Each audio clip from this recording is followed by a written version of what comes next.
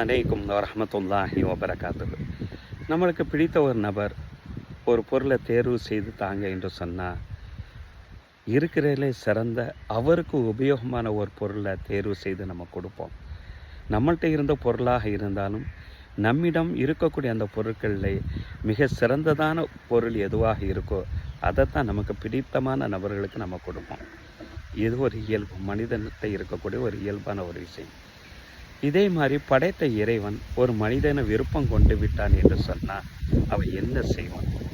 நபித்தோழர் அப்துல்லாஹ் இப்னு மஸ்ஊத் ரலியல்லாஹு அன்ஹு அவர்கள் அறிவிக்கக்கூடிய இந்த ஹதீஸு முஸ்னத் இமாம் அஹ்மதுல பதிவு செய்யப்பட்டிருக்கு.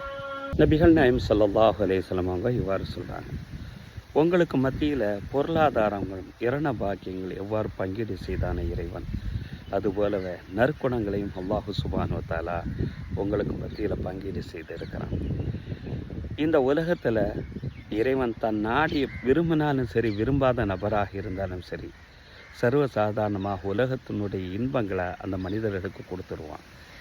ஆனால் அதே நேரத்தில் தன் நாடியவர்களுக்கு மட்டும்தான், தான் விரும்பிய நபர்களுக்கு மட்டும்தான் மார்க்கத்தை கொடுக்குறான்.